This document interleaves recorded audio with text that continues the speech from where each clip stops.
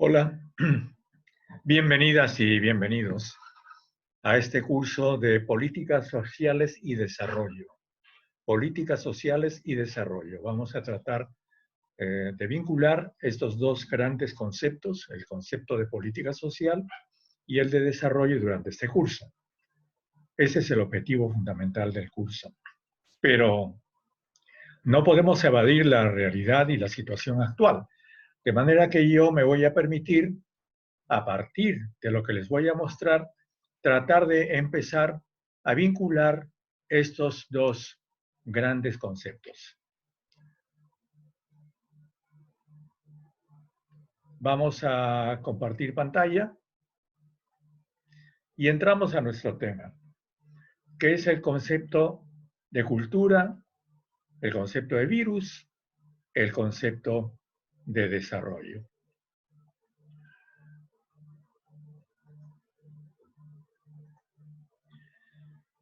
COVID-19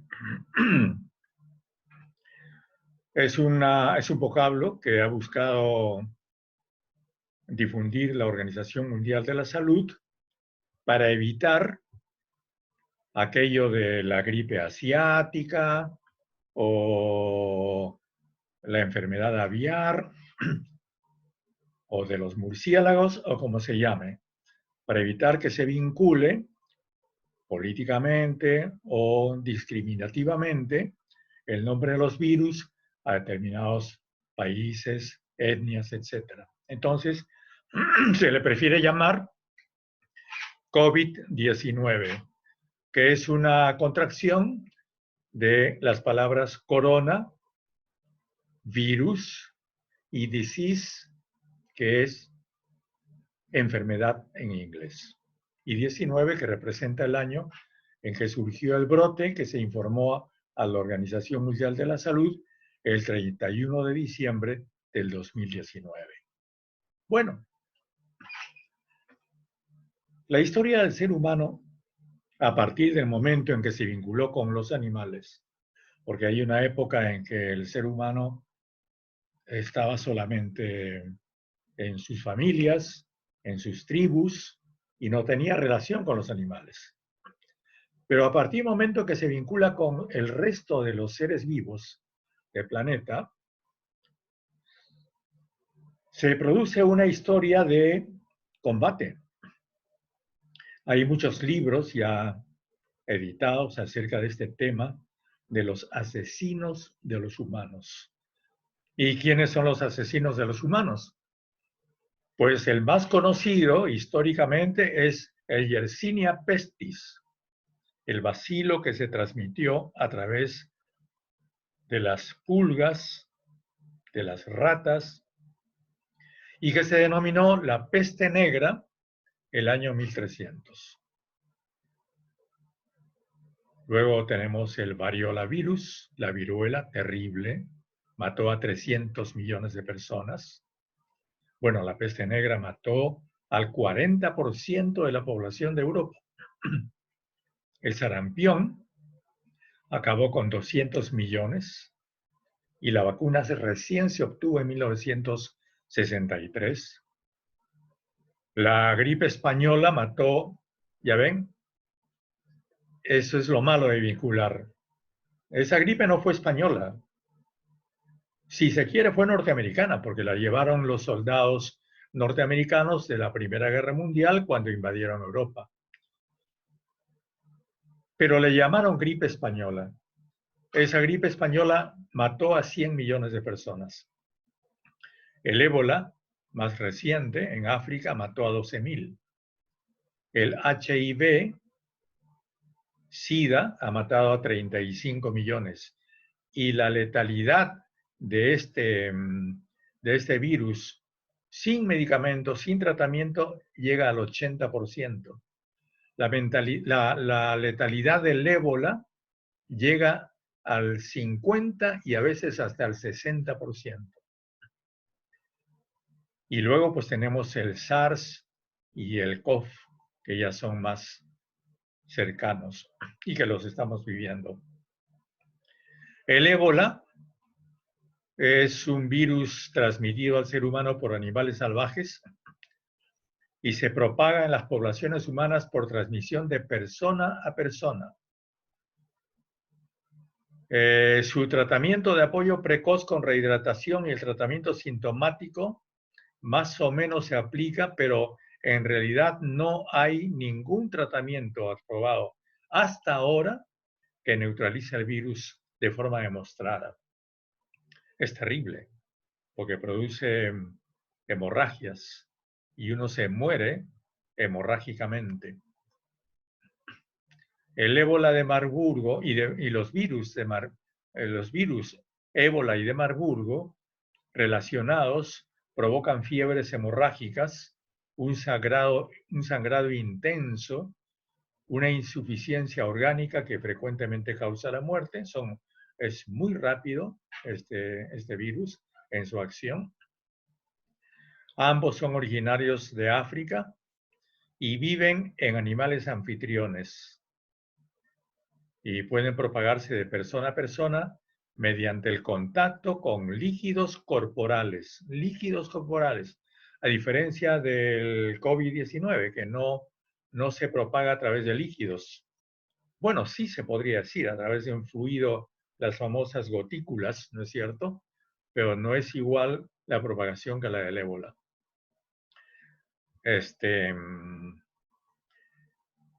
La famosa peste negra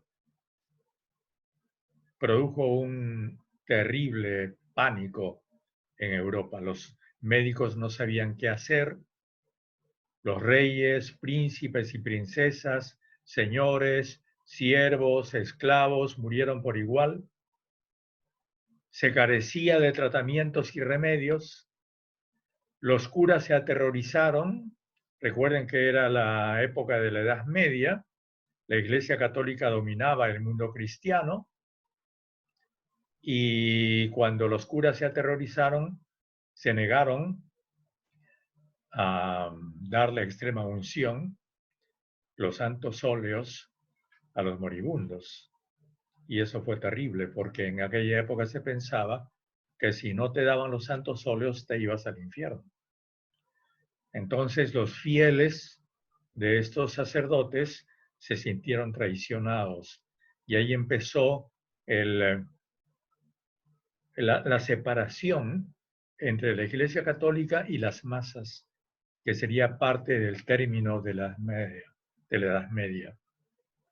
Y el comienzo del Renacimiento, porque el sistema medieval se derrumbó, el feudalismo languideció hasta perder su dominio en el mundo europeo occidental. Surgieron nuevas ciudades que imitaron a las repúblicas romana y griega. En fin, se había pasado de época a partir de esa situación. Este es el área que fue cubierta por la famosa peste negra. Como ustedes pueden ver en este mapa, cubre la mayor parte del norte de África, toda la parte del Medio Oriente, incluida Turquía, y por supuesto toda Europa, incluida Inglaterra, el actual territorio de Francia, España, Grecia e Italia. Eso fue la peste negra. Y este es un médico. Este señor que está allí, cubierto por una especie de hábito y con una máscara y con una varita, es el médico de la peste. Estos eran los médicos de la peste, que eran médicos especiales en aquellos años de 1340, en que los médicos, por supuesto, no eran muy abundantes y además atendían personalmente, no había instituciones médicas. Y surgieron estos médicos que eran una especie de curiosos, que sabían muy poco de medicina, pero que decían que trataban la peste negra. Y usaban este extraño, nos parece ahora extraño disfraz, pero que les permitía aislarse de los enfermos. Y esta varita era una varita que tenía un doble fin.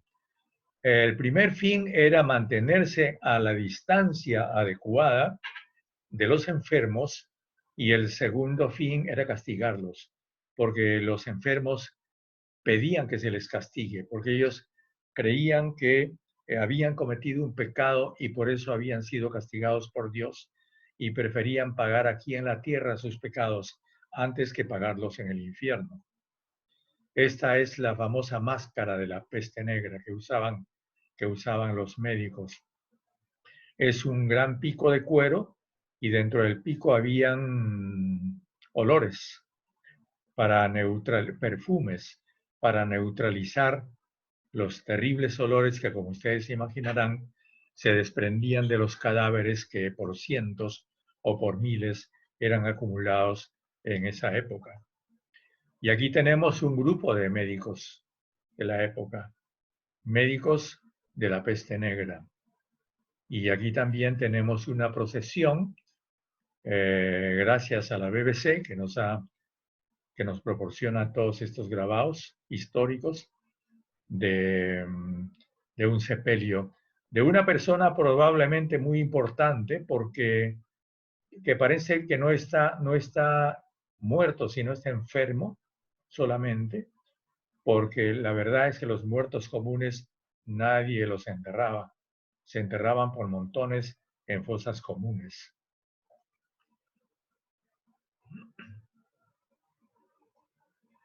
Y aquí tenemos ya otra vista, que ya por supuesto no es de la peste negra, sino es de un hospital de la famosa gripe española, probablemente en España o en Inglaterra, que también ocasionaba procesiones como esta, de la gente que también se cubría, como ahora, narices y bocas para evitar la contaminación. Y esta es una portada de la famosa revista argentina, Caras y Caretas, una revista humorística. Miren ustedes qué similitud con lo que estamos viendo hoy día. Esta es una persona cubierta también con una máscara, ¿no? Que se cubre de la contaminación. Este número de Caras y Caretas es de 1918 en Buenos Aires. Esta pandemia de 1918 atacó de una manera que no se había visto antes a cerca de 1 millón de personas. La mayoría de las víctimas fatales fueron personas entre los 20 y los 40 años. Los hombres se vieron más afectados que las mujeres y probablemente se cree, dice la BBC, que la pandemia se inició en uno de los atestados campos de batalla de la Primera Guerra Mundial y se dispersó cuando los soldados regresaron a casa después de la guerra. Bueno, yo me he permitido poner en esta vista que les estoy mostrando ahora las causas que han sido mencionadas hasta ahora como motivación de la actual peste, del COVID-19. La primera es la invasión de las selvas por los humanos. A medida que la población del planeta crece, por razones económicas o sociales, vamos invadiendo territorios que antes no estaban tocados y vamos aproximándonos a los animales salvajes. Y por tanto intercambiamos con ellos los virus. La otra causa es la deforestación, la producción industrial que causa el calentamiento global y que favorece también la comunicación de todos los virus, la eliminación de todos los insectos benéficos por la aplicación de agroquímicos, el crecimiento de las megaciudades. Se llama megaciudades a todas aquellas ciudades que tienen más de 10 millones de habitantes. Lima ya prácticamente es una megaciudad, porque tiene más de 10 millones, debe tener entre 11 y 12 millones.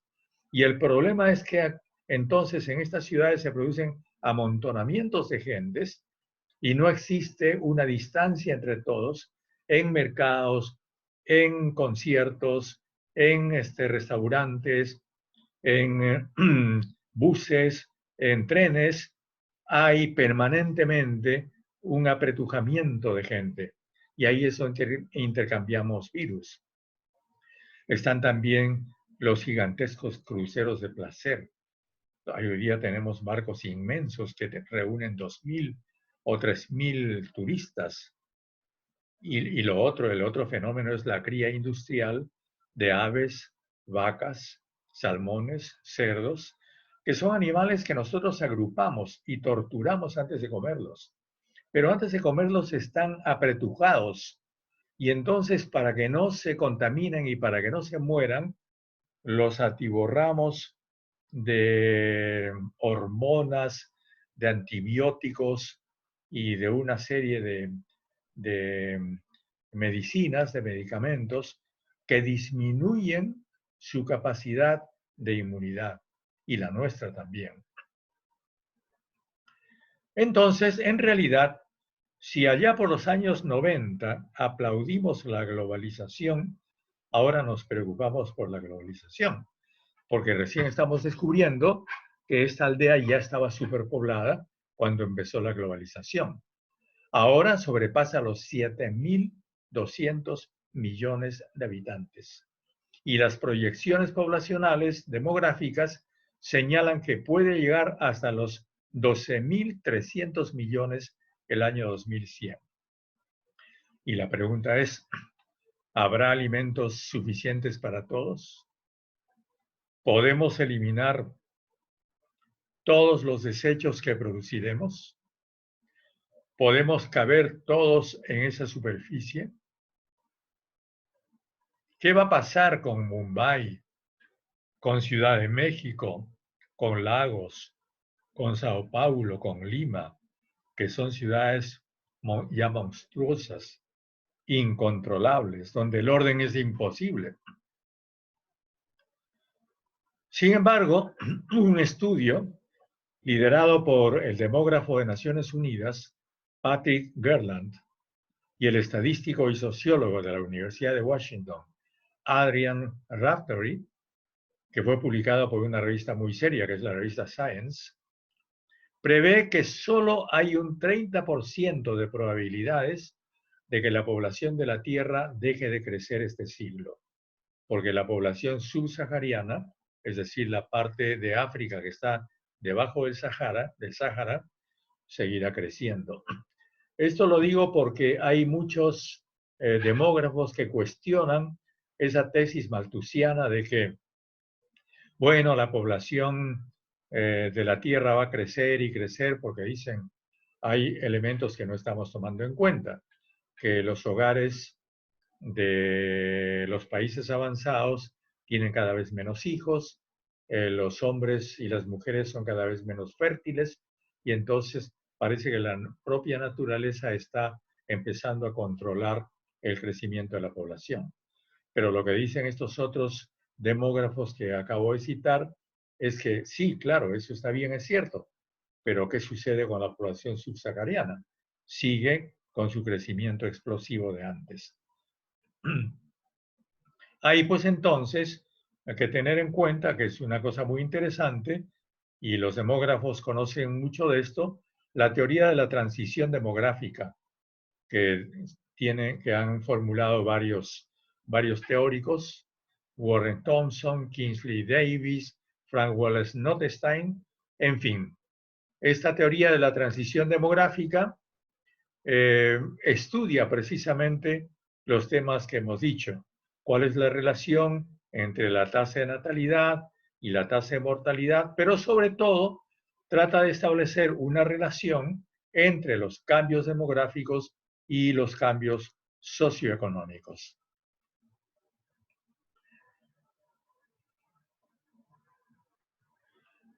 Aquí recordamos a Thomas Malthus. Thomas Malthus decía que el hambre, los virus, las enfermedades son un recurso de la naturaleza. Incluso los vicios de la humanidad Porque cuando los vicios producen mortalidad, esos vicios lo que están haciendo es controlar naturalmente el crecimiento de la población. Bueno, pues resulta que allá por los años 60, cuando todavía existía hambre en algunos países, como la India, como China, empezó lo que llamamos Revolución Verde. Y la Revolución Verde, por la vía de los químicos, permitió controlar las plagas de las plantas. Al controlar las plagas de las plantas y también por medio de químicos, al favorecer la fertilidad de los suelos, entonces se produjo esta revolución que se llamó verde y que permite que los seres humanos ahora seamos capaces de producir una enorme cantidad de alimentos. Eso, como hemos visto, ha hecho posible comer más, alimentarse más y reproducirse más. Y entonces nos ha creado una cultura de consumo. Estamos acostumbrados a consumir y a comer mucho más de lo que comíamos antes. En algunos sectores. Nunca hay que olvidar que la población del planeta sigue viviendo una terrible desigualdad y lo que decimos para unos no es necesariamente verdad para los otros. Por otro lado está la prolongación de la vida. La vida humana podrá mantenerse hasta los 130 años, mientras el hombre primitivo solo vivía 35, más o menos. Y entonces todos sabemos que, claro, hemos logrado prolongar la vida a través de todos los últimos años, pero eso tiene un costo. Y el costo son las enfermedades crónicas, porque la mayor parte de los adultos mayores sufrimos enfermedades crónicas. Enfermedades crónicas que tienen un alto costo y que también tienen otro tipo de cultura. Obligan a otro tipo de alimentación y van originando cambios cuando se quiere controlar esas enfermedades crónicas, tanto en la economía de las personas, porque las medicinas para mantener el control de esas enfermedades crónicas son cada vez más caras, por un lado, y por otro lado, el tipo de relación que hay entre las antiguas generaciones y las nuevas generaciones también cambia a partir del tratamiento de esas enfermedades. Y es curioso también referirse a los estudios que investigan históricamente cómo vivían los pobres antes. Hay una estudiosa que se llama Valentina Katzániga, que ha publicado una investigación sobre más de 2.000 antiguos esqueletos romanos, pertenecientes a trabajadores romanos, a esclavos fundamentalmente, que ella encontró enterrados en fosas comunes. Ha encontrado que el promedio de vida de esas personas, trabajadores, estamos hablando del siglo I después de Cristo, hasta el siglo IV, ¿no? Siglo I, segundo, tercero. El promedio de vida de esos trabajadores era de 30 años. Entonces comparen ustedes ese promedio de vida de 30 años con la esperanza de vida de hasta 100 años que hoy día puede tener un hombre o una mujer que tiene una vida más o menos confortable. Mientras que los ricos sí vivían bastante más, pero morían violentamente, porque morían en guerras, morían asesinados, los reyes eran frecuentemente asesinados, en fin, era pues una cultura muy distinta.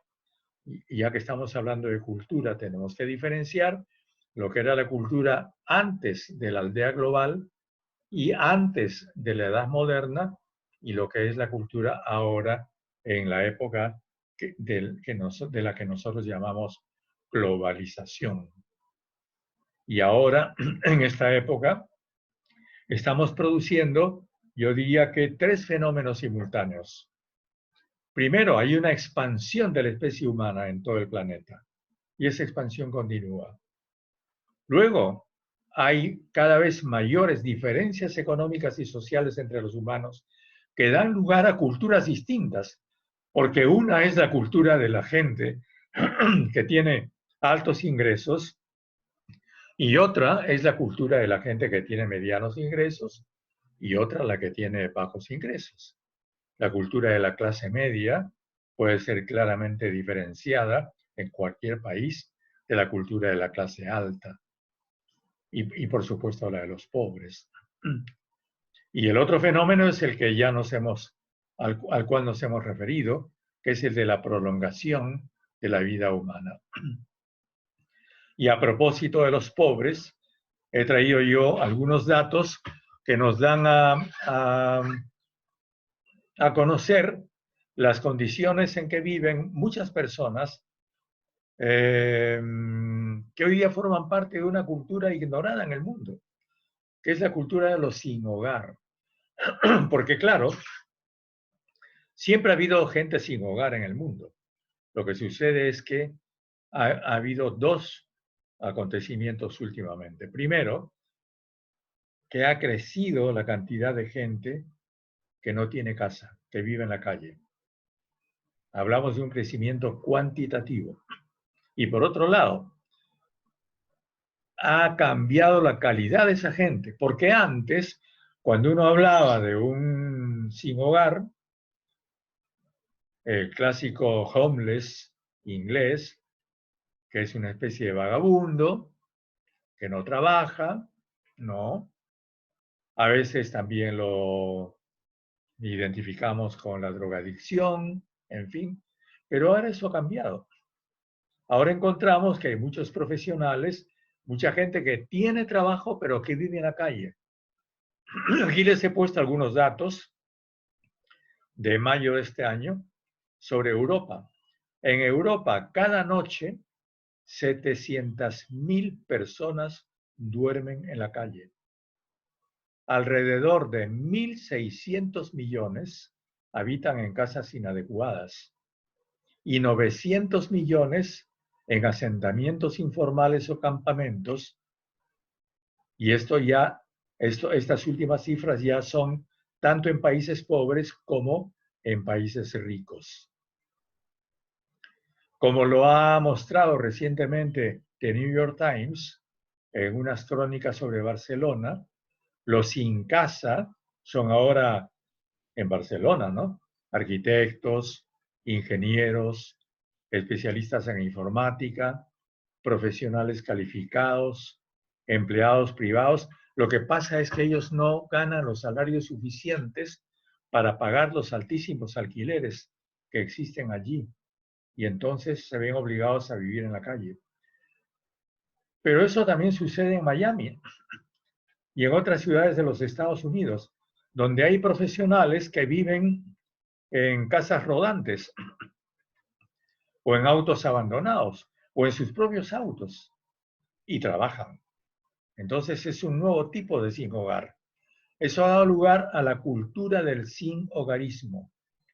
Y entonces tenemos que preguntarnos cuál es la relación hoy día entre los sin hogar de todos estos países y el COVID-19. Porque cuando nos muestran las estadísticas, por ejemplo, las estadísticas de Inglaterra nos hablan de los muertos por el coronavirus. Pero ellos hablan de los muertos en los hospitales. No registran los muertos en las casas ni los muertos en la calle. Y así sucede también con otros países. Aquí tenemos, discúlpenme ustedes que muestre estas vistas tan tristes, vistas de estas personas. Por ejemplo, ven a ustedes a este hombre durmiendo y tiene sus cosas con él. Esto es una casa, prácticamente. Y este es un carrito de esos de supermercado que él usa para llevar sus cosas y seguramente con eso para moverse. Y esto también es una playa de estacionamiento que fue habilitada, me parece que en Miami o en alguna ciudad de los Estados Unidos para que allí entren la gente que no tiene casa, guardando la distancia que exige el tratamiento por el coronavirus. Esta foto ya es muy reciente y vean ustedes cómo aquí se da la relación entre el coronavirus y el sinhogarismo.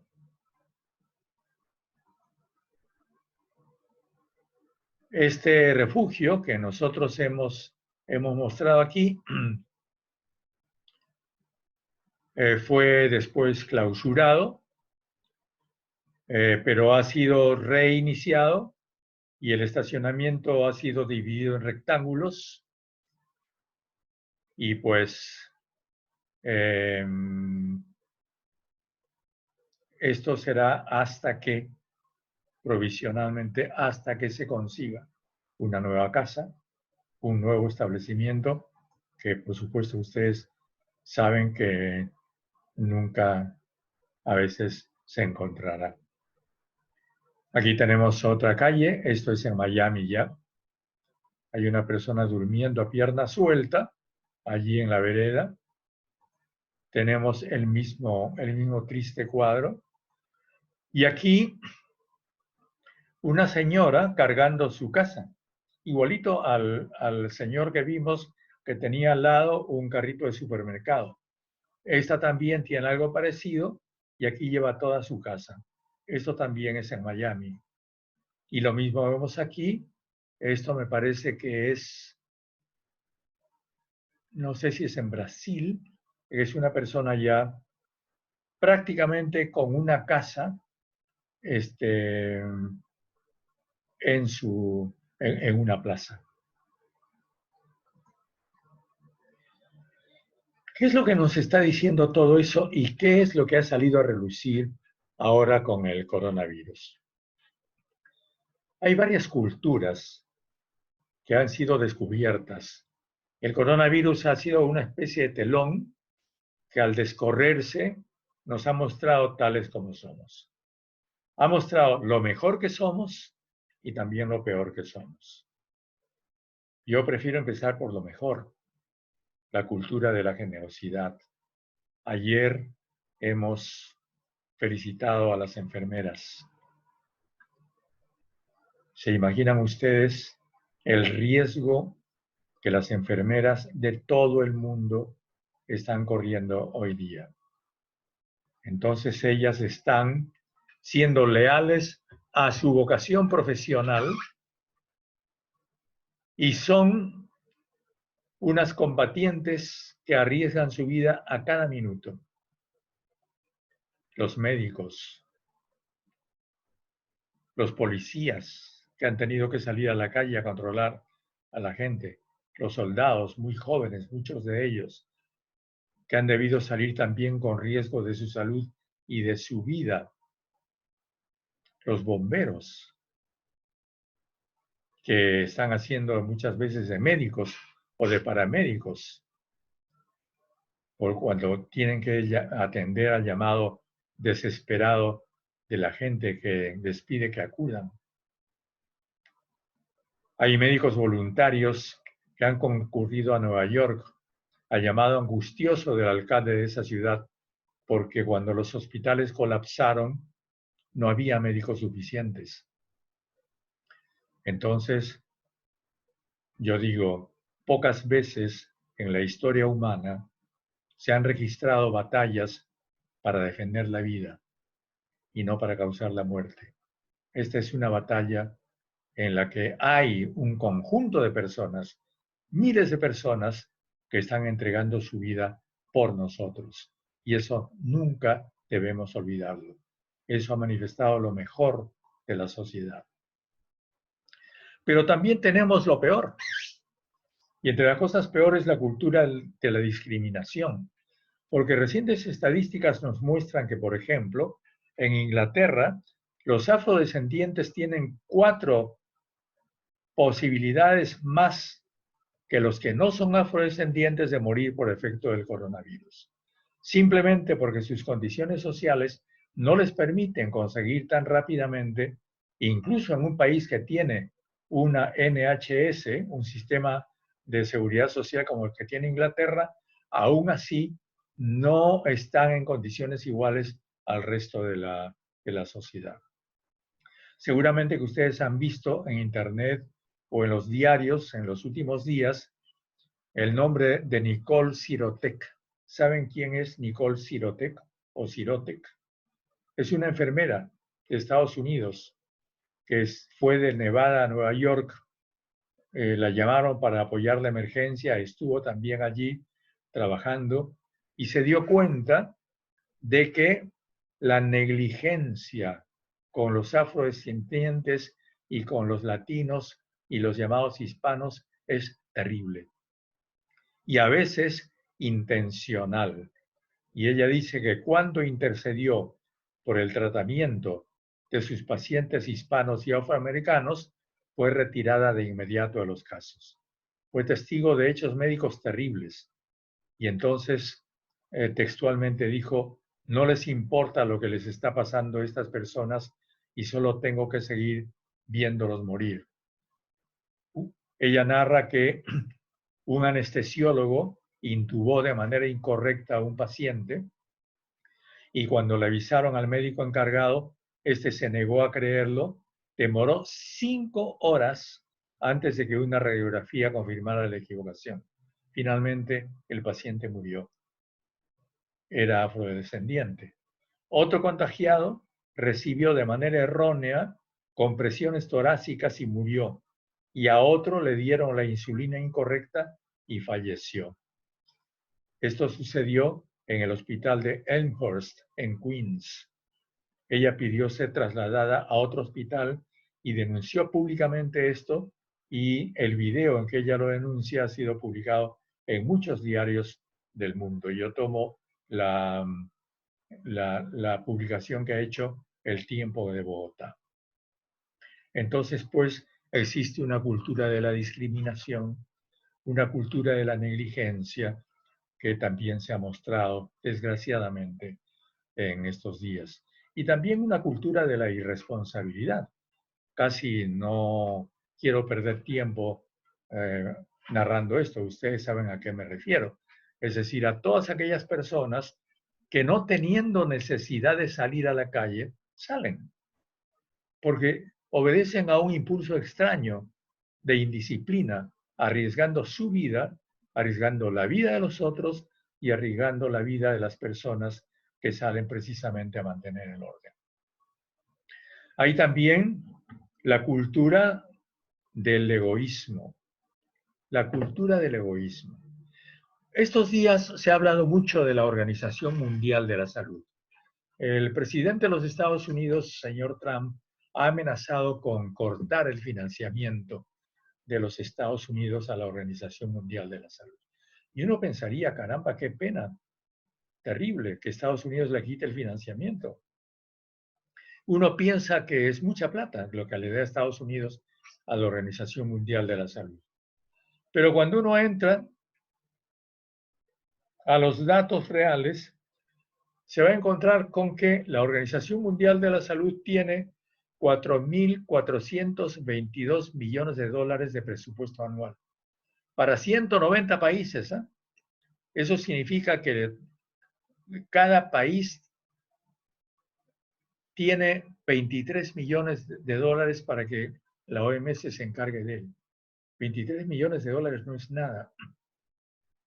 Y a ustedes les puede parecer que 4.422 millones de dólares es mucho dinero. Pero piensen ustedes que el presupuesto del Perú en este momento oscila entre 30.000 y 40.000 millones de dólares. Creo que incluso pasa ya los 40.000 millones de dólares. Es decir, que la OMS tiene, siendo una organización mundial, la 10ª parte del presupuesto del Perú. ¿Se imaginan?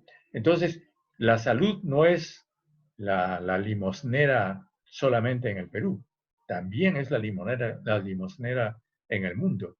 Y si comparamos estos 4.400 millones de dólares con la cifra del comercio mundial de armas con que nos encontramos. El comercio mundial de armas es al menos de 95.000 millones de dólares. 95 versus 4. Esa es la relación. Gastamos en matar como 95. Gastamos en curar y en cuidar a la gente como 4. 95.000 millones de dólares para la muerte versus 4.000 millones de dólares para la vida. ¿Qué les parece? Y si vamos al presupuesto militar, veamos el presupuesto militar de los Estados Unidos para este año 2020, que comenzó el 1 de octubre pasado. Son 738.000 millones de dólares.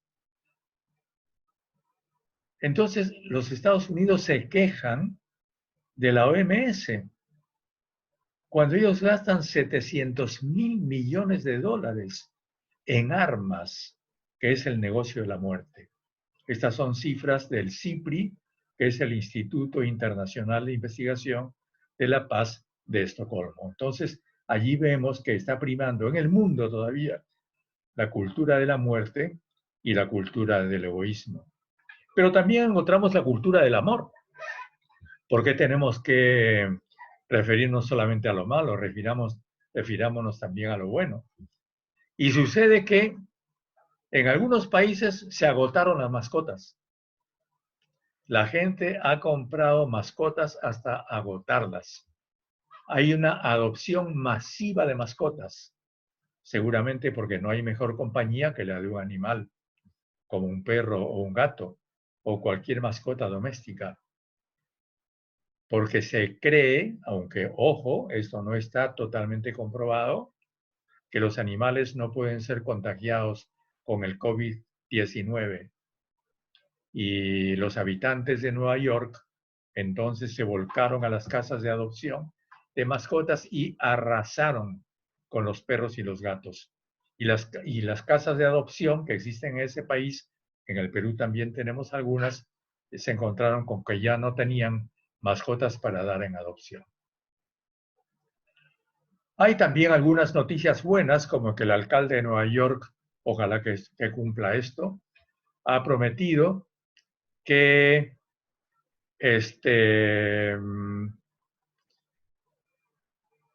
hará un plan para proporcionar de aquí al 2024 refugio a todos los que viven en la calle.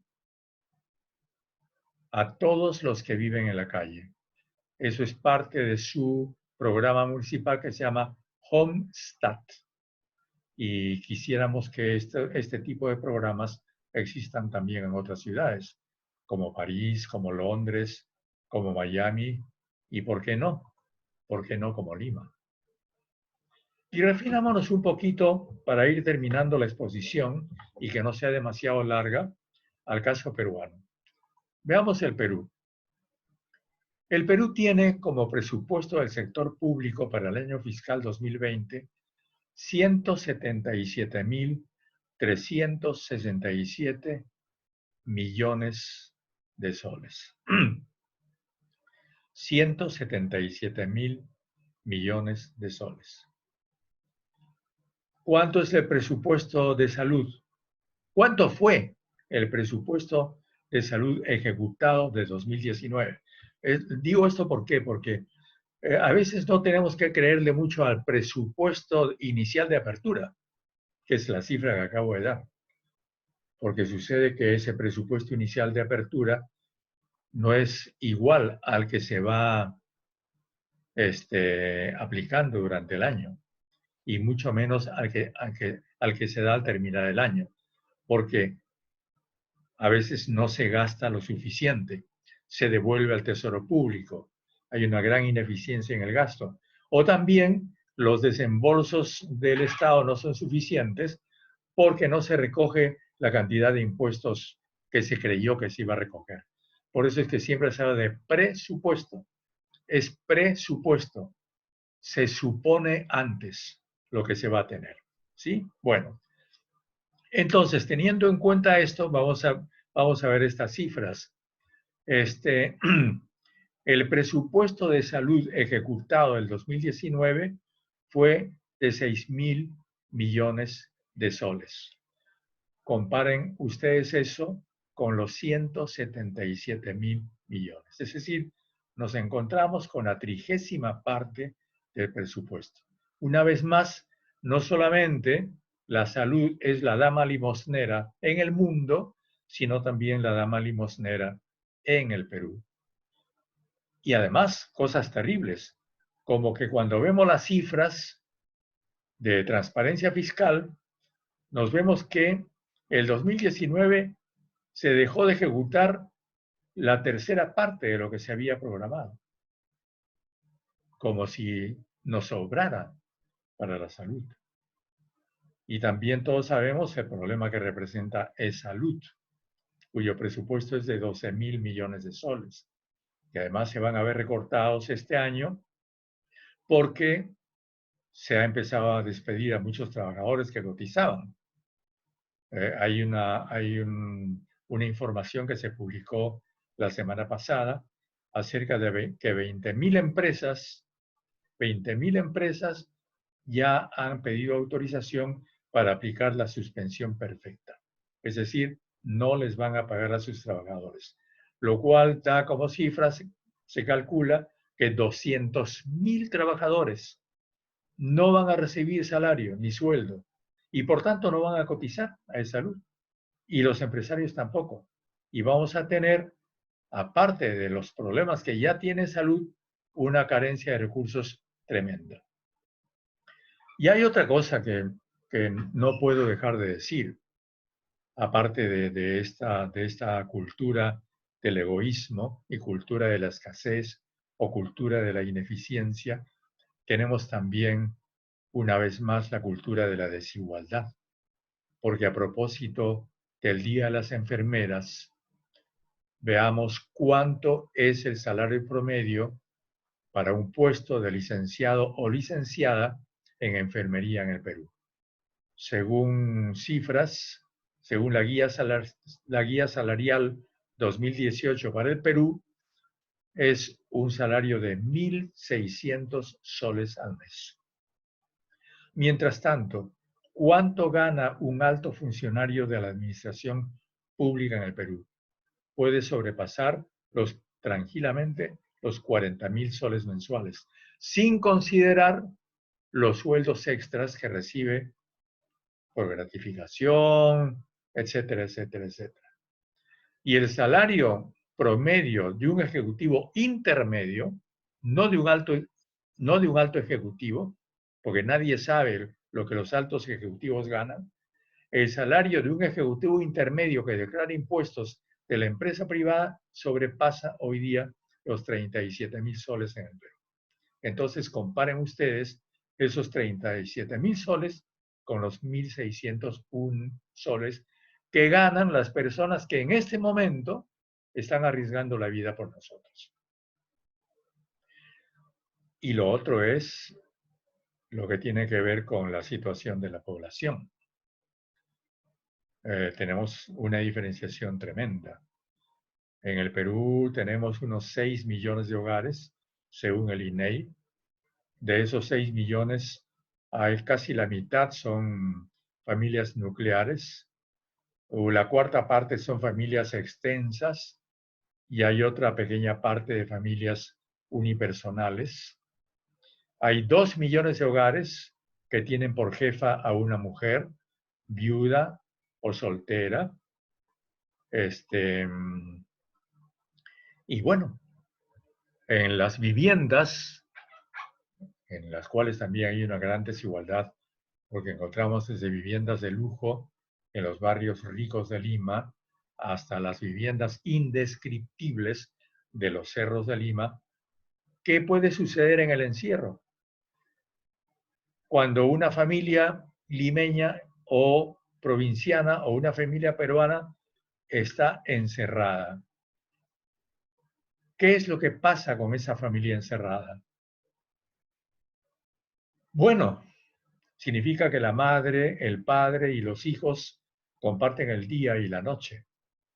cuanto antes no lo hacían. Por lo general el padre salía a trabajar o era un padre ausente, la madre salía a trabajar, quedaban los chicos en casa solos, salían a la calle, a veces cuidados por la abuelita, en fin. Pero ahora todos están juntos. ¿Y ese hogar es un lugar seguro? ¿Tienen esas personas una salud mental y psicológica lo suficientemente fuerte como para resistir 50 días de encierro o más? ¿Qué es lo que ha pasado durante esos 50 días de encierro? Cuando se tiene base económica o cuando no se tiene base económica, cuando se padece hambre o cuando se vive en la abundancia. ¿Qué es lo que pasa? Bueno, las frías cifras estadísticas nos dicen que el 60% de feminicidios en el Perú ocurren en el hogar. Y según las Naciones Unidas, los riesgos de violencia contra las mujeres y las niñas aumentan en el espacio privado cuando se está en emergencia. A 23 días de que se decretase el estado de emergencia, hubo que atender a más de 8.000 llamadas a través de la línea 100, unas 360 llamadas cada día. Se trasladó a 36 personas a hogares de refugio temporal y fueron atendidas 43 mujeres víctimas de violencia sexual. 27 de ellas, más de la mitad, eran niñas. Esos datos son del Observatorio de Criminalidad del Ministerio Público.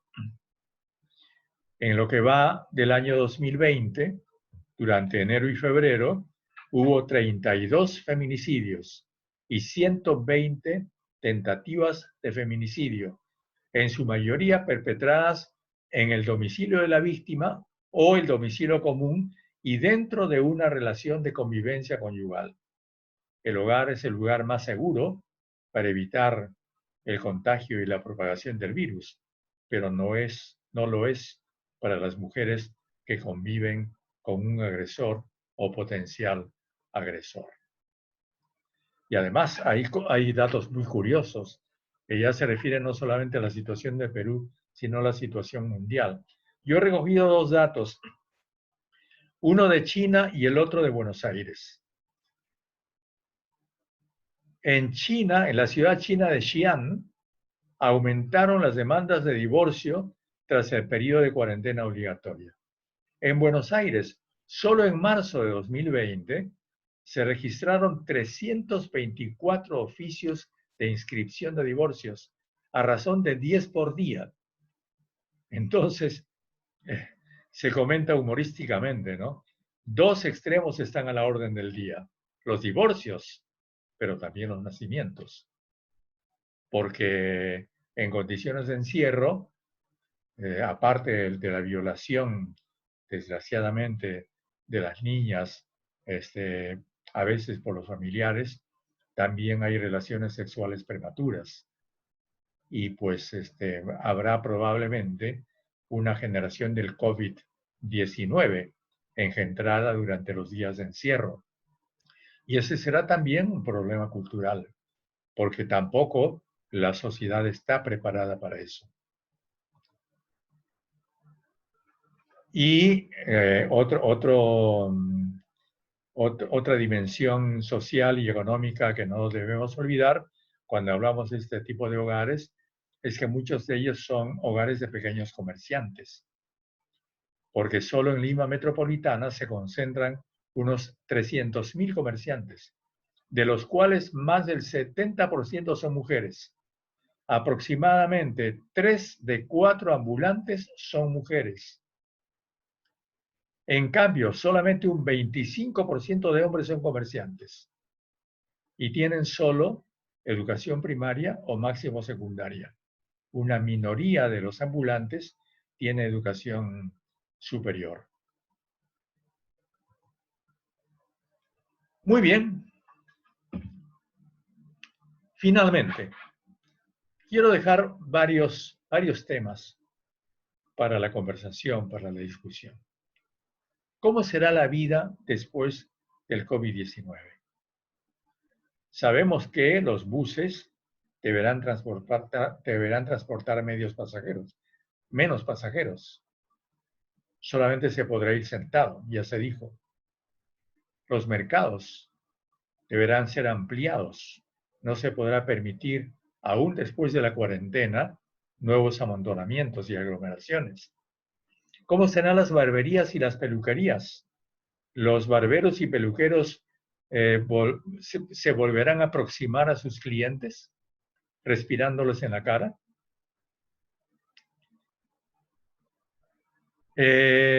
¿Cómo serán las tiendas en que las personas que atienden, los empleados que atienden a las tiendas, deberán constantemente hacerse la prueba,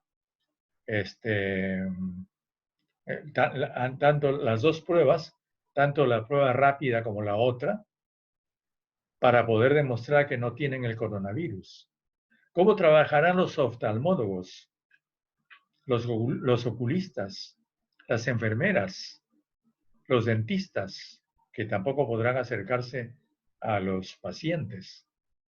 ¿Qué pasará con el turismo? Cusco, que es la capital turística del Perú, ya no tiene turistas en estos momentos. Tampoco los va a recibir, seguramente. O si los recibe, serán en cantidades mucho menores, porque los pasajes en líneas aéreas van a subir de precio en la medida en que los aviones van a tener que volar con la mitad de pasajeros con la que vuelan hoy día. Va a proliferar y a expandirse el teletrabajo y la educación virtual. Y por tanto, la casa ya no va a ser solamente el domicilio en que se duerme, sino va a ser también el lugar donde se trabaja. Y lo último, que es el fenómeno que hemos visto, que parte de la ciudad va a retornar a la provincia. Y entonces, bueno, eso es lo que podemos decir a primera vista. Pero seguramente van a pasar muchísimas cosas más. Bueno, entonces dejamos estos temas para la discusión de ustedes o también para lo que tengamos que hacer en el curso. Y voy a terminar aquí, dándoles las gracias por la atención que me han prestado y deseándoles lo mejor. Espero que este curso sea tan interesante para ustedes como lo es para mí. Hasta luego y nos vemos a cada rato durante el curso.